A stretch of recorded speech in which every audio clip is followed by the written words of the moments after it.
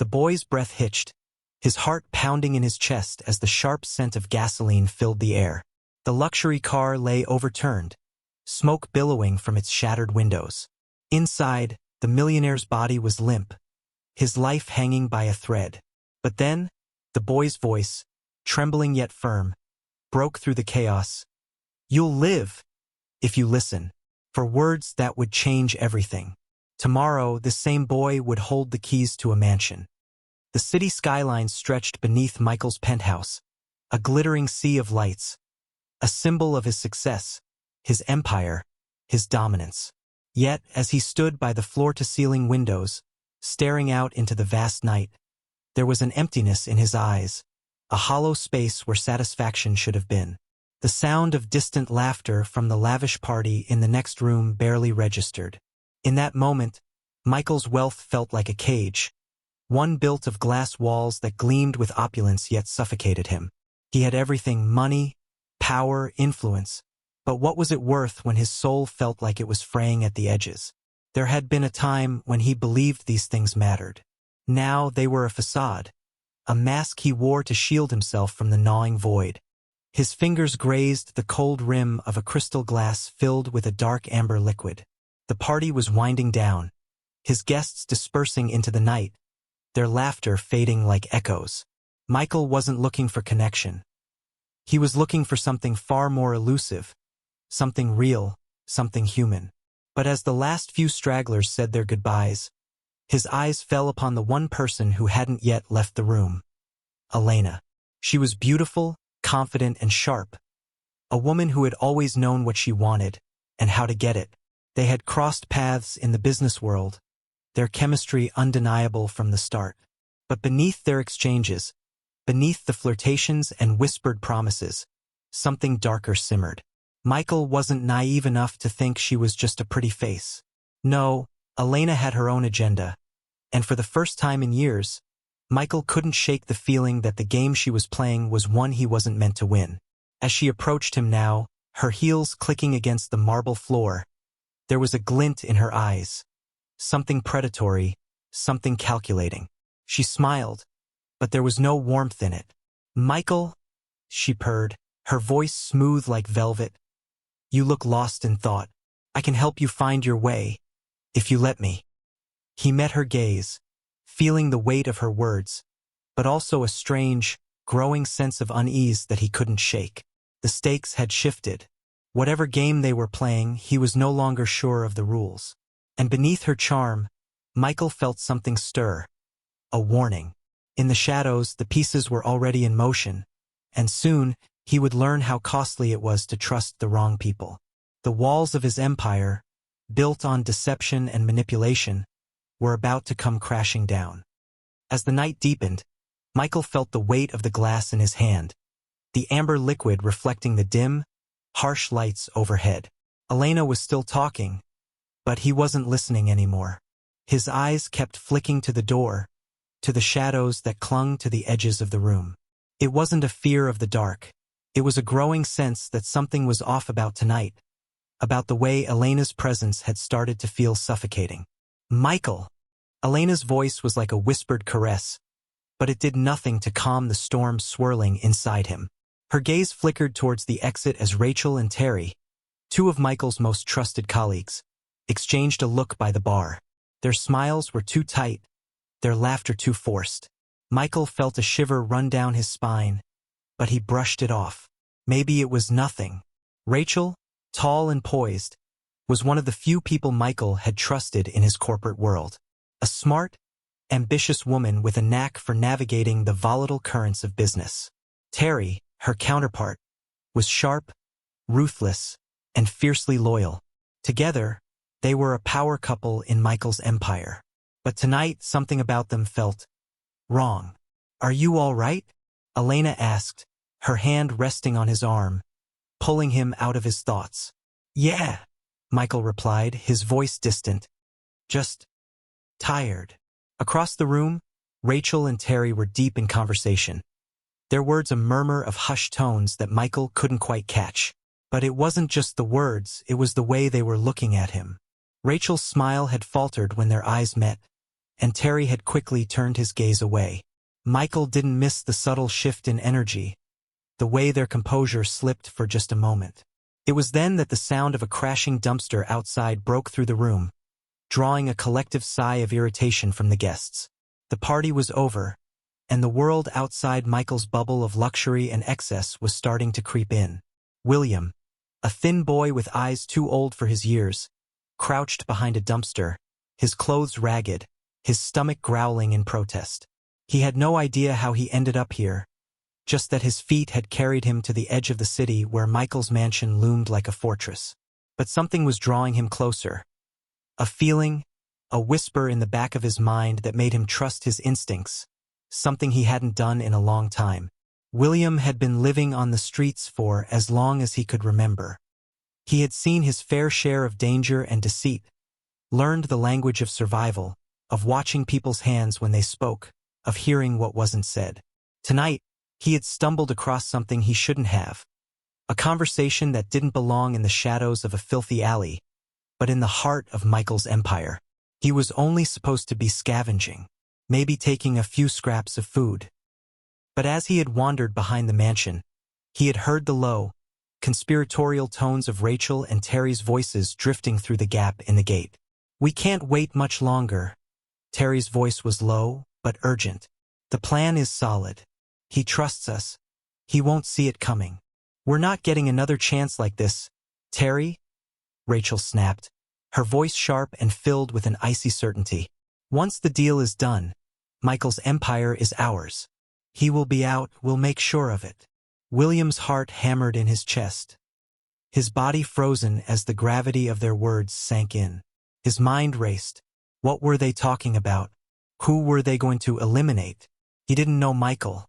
He'd never even seen him before tonight. But in that moment he knew, deep down, that the rich man in the mansion was in danger. And William couldn't let that happen. But what could he do? He was just a boy, no one would listen to him. He had nothing but a tattered coat, a handful of change, and a desperate need to be heard. He crept closer, trying to make sense of their words, struggling to steady his breath. "He'll be gone tomorrow. There's no turning back after that," Rachel had said, her voice dripping with cold ambition. "Michael is too naive, too trusting." William's mind spun. There was no way he could let this happen. But as he edged closer to the gate, his stomach twisted in doubt. Would they believe him? Inside, Michael was still battling the uneasy feeling in his gut. Elena's eyes never left him as she spoke, her words honeyed and smooth. But he could see it now, those subtle glances exchanged between Rachel and Terry, the shift in their posture when his attention wavered. Michael's mind was racing as he tried to ignore the growing pit of unease gnawing at him. He had trusted them. They had been with him for years. They had helped him build everything, his company, his fortune. But tonight something was changing. He pushed the thought away and forced a smile. "I should get going," he said, not meeting Elena's eyes. "The night's been long." Rachel and Terry were still by the bar, now speaking in low, hurried whispers. As he started to walk toward them, his footsteps faltering slightly, a shadow darted past the window. Michael froze. The hairs on the back of his neck stood up. Outside, William was trembling, uncertain if he could make it past the security and get Michael's attention before it was too late. The boy's heart was racing, his legs aching from crouching, but his mind was clear. He had to try. With a sudden burst of determination, he moved, slipping past the bushes and creeping around the corner of the house. Every instinct screamed at him to run. But there was something stronger, something that made him reach for the front door, his hand shaking as he touched the handle. Inside, Michael's phone buzzed in his pocket, the vibration almost lost amidst the growing tension in the room. He pulled it out, his eyes narrowing at the number flashing on the screen. An unknown caller. For a brief moment, everything inside him screamed to pick it up, to listen. But then, with a deep sigh, he pushed the phone back into his pocket, dismissing the instinct. The game wasn't over. Not yet. And Michael would soon discover just how far betrayal could stretch. The mansion's grand hallway was eerily quiet. Michael's footsteps echoed off the polished marble floors as he strode towards the large, imposing doors that led to his office, where the meeting was supposed to take place. His mind was still reeling from the cryptic call he had received moments ago. It had been William, the homeless boy who had warned him, who had pleaded for Michael to listen, to trust him. Against all logic and reason, Michael had chosen to follow his gut and meet him. Now, with the mansion almost entirely empty after the party, the weight of his decision settled heavily on him. He wasn't sure what he'd find when he reached his office, but his instincts screamed at him that tonight was the night everything was going to unravel.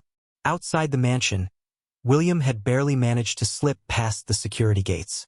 His thin body, already bruised by years of neglect and hardship, trembled as he approached the back entrance. He had told Michael to trust him, but the more he moved through the shadows, the more he doubted whether Michael would even believe him. What if they just laughed him off? What if his warning was too late? But no, he couldn't let that happen. He had already seen too much, heard too much. The moment the word eliminate slipped from Rachel's lips, he knew what kind of game they were playing, what kind of people they were. Michael had to know. Inside, Michael reached the door to his office and hesitated. The hallway was dark, the only light coming from the moon filtering through the tall windows. He turned the handle slowly, his heart beating like a drum. The moment he stepped inside, the weight of the situation slammed into him. Rachel and Terry were already there, their backs to the door, deep in conversation. But the moment Michael's presence was felt, they both stiffened, their eyes flashing with something almost imperceptible. Guilt? Anger? Fear? Rachel was the first to speak, her voice low, almost rehearsed. "You shouldn't have come, Michael," she said, her words dripping with coldness. "You're not part of the plan." Michael's eyes narrowed. "Not part of the plan? What the hell are you talking about, Rachel?" Terry stepped forward, his expression hardening into a mask of indifference. "It's too late, Michael. The deal's already been made. You were never supposed to survive the accident." The blood in Michael's veins turned cold. He staggered back a step. "What the hell are you saying? Accident? What accident?" Rachel laughed softly, a cruel edge to her voice. "Did you really think we were on your side this whole time? Did you think we were just loyal employees, working hard to make you richer?"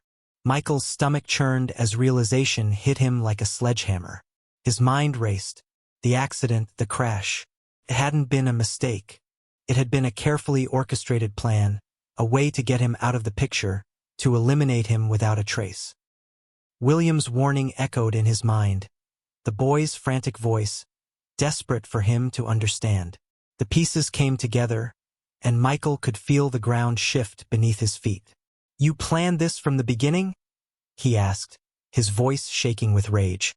Terry smirked, crossing his arms. "It wasn't personal, Michael. It was business. We needed your shares, your power, your company. The moment you were out of the way, Rachel and I were going to take over. You weren't going to be alive to see it, but we made sure everything was set up perfectly." Michael's chest tightened, his breath shallow as fury bubbled up inside him. How could he have been so blind?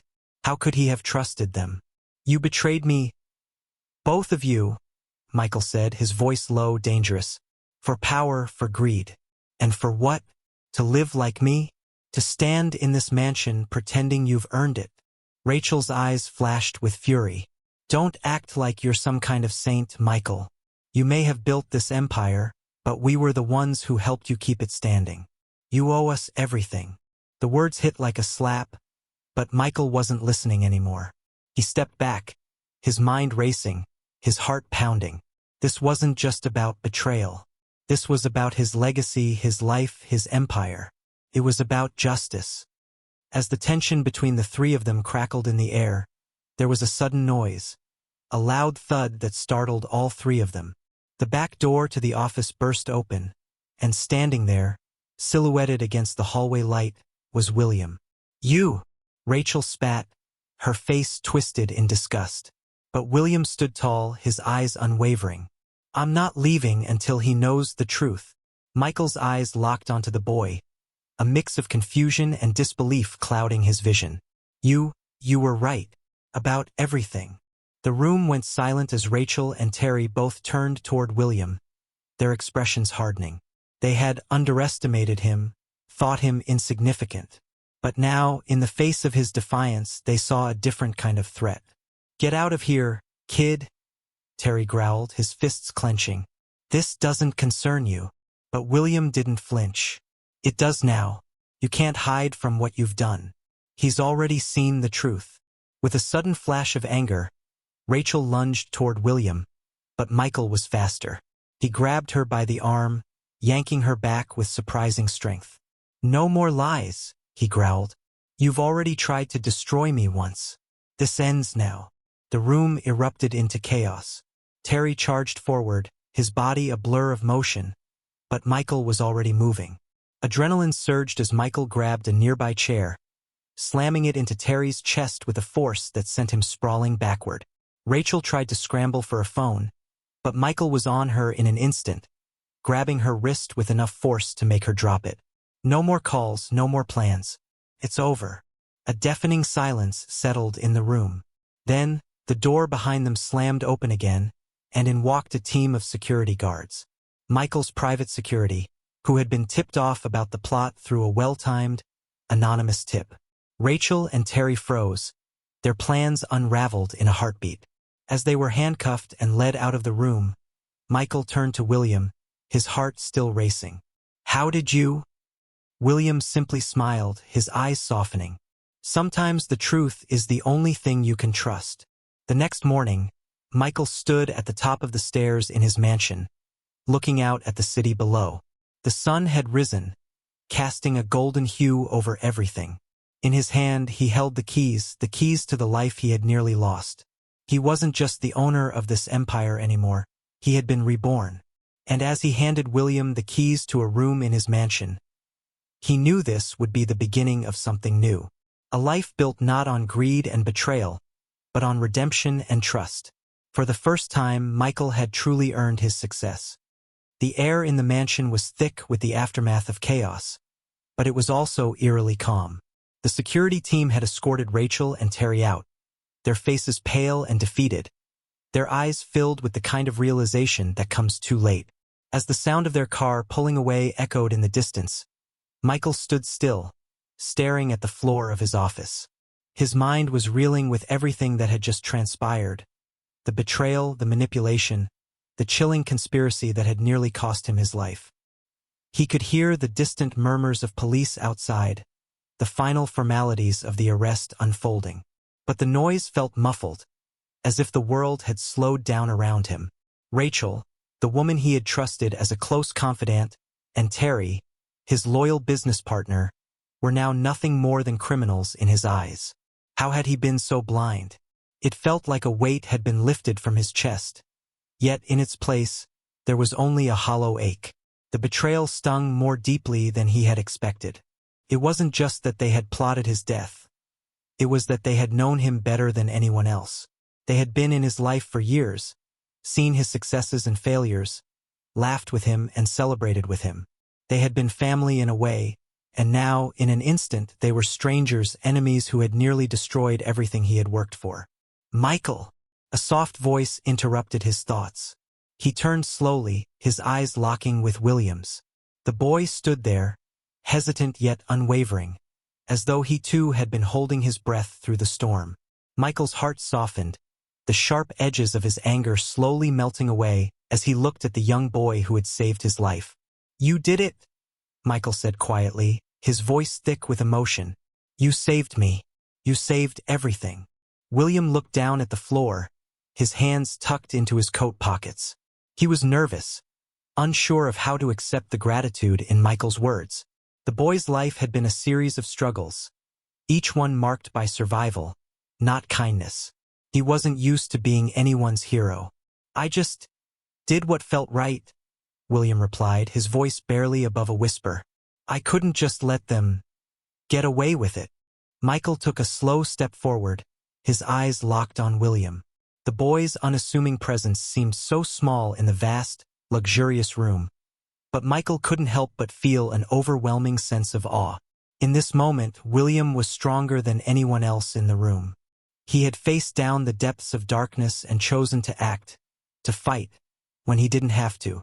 "Thank you," Michael said, his voice thick with emotion, his eyes never leaving the boy's face. "I can't even begin to explain what that means." William swallowed hard, trying to keep his emotions in check. "I didn't do it for thanks, Michael. I did it because you deserve better. You deserve to live." He hesitated, his eyes darting away, as though the weight of his own words were too much for him to carry. The silence between them hung in the air, and for a moment, there was only the sound of their breathing, the tension slowly melting into something softer. Michael reached out, his hand resting on William's shoulder, a gesture of both gratitude and connection. "You're right," Michael said quietly. "I did deserve better, but I think I lost sight of that. I've been so wrapped up in everything, my empire, my success, that I forgot what really matters. I've taken so much for granted. You've taught me that." William blinked, surprised by the words. It was rare that anyone acknowledged the kind of truth he had lived through, the kind of life that stripped away all illusions. He looked up at Michael, his eyes softening. "I don't think you're a bad person, Michael. I think you didn't see what was right in front of you." For the first time in a long while, Michael felt the weight of everything that had happened, the burden of his choices, his selfishness, his mistakes, fall away. And in its place, there was a glimmer of hope, a chance to rebuild, a chance to make things right. Michael looked down at William again, a smile tugging at the corners of his lips. "You're something special, you know that?" William shrugged, trying to hide the discomfort that bubbled up inside him. "I'm just trying to survive, like everyone else." Michael let out a small laugh, a sound of relief, of real, genuine emotion. "You don't have to survive anymore, William. You don't have to fight alone." The next few hours passed in a blur. Police had taken Rachel and Terry into custody, and the legal proceedings would follow. But for Michael, the real change had already begun. There would be no more empty victories, no more climbing ladders at the expense of others. He had seen the dark side of his empire, the price of ambition, and now, with William standing by his side, he knew he had a chance to change. That evening, as the sun began to set, painting the sky with hues of orange and pink, Michael sat across from William in the massive dining room of his mansion. The room, once a symbol of wealth and power, now felt different. A place where two lives intersected in a way that was more than just transactional. Michael had invited William to stay. No longer would the boy be left to fend for himself on the streets. The mansion, with its golden chandeliers and crystal glasses, suddenly seemed smaller, more intimate, with the two of them at the table. "Can I ask you something?" Michael said, breaking the silence. "Sure," William replied, glancing up. "What do you want, William?" Michael asked. "What do you want out of all of this? I know you've had a hard life, but if you could have anything, what would it be?" William paused, his fork frozen in midair. His eyes drifted to the window, where the evening light reflected off the glass. He thought about it for a long moment. "I don't know," he said finally, his voice quiet but determined. "I guess I just want a chance. To not have to worry every day. To have a place where I belong." Michael smiled softly. He knew then that the boy wasn't asking for wealth or power. He wasn't asking for anything grand. He was asking for the very thing Michael had taken for granted: security, peace, and belonging. "Well," Michael said, his voice steady with newfound resolve, "you've got that. You've got a place here. And you're not going anywhere." As the evening wore on, the bond between them deepened. A connection forged not by shared blood, but by something more profound: trust, understanding, redemption. And for the first time in a long time, Michael felt like he was truly home. Not in the mansion, but in his heart, where real wealth resided, where redemption was possible. And as he looked at William, he knew one thing for sure. This boy who had saved his life had given him something far greater than any fortune. He had given him a chance to live it all over again, right this time with purpose. In life, the most profound moments of change often come from the most unexpected places. Loyalty, courage, and redemption are not always found in the people we trust the most. They can come from those we least expect. William, a homeless boy with nothing, showed us that sometimes the greatest heroes are the ones who choose to stand up, speak the truth, and fight for what's right, no matter the cost. Michael's journey wasn't just about reclaiming his empire. It was about discovering what truly matters: trust, integrity, and the power of second chances. If you believe in the power of redemption, the strength of the human spirit, and the value of those who never give up, hit that like button, subscribe, and share this story with others. Let's spread the message that hope can always be found, even in the darkest of times. Your story might be the next one to inspire.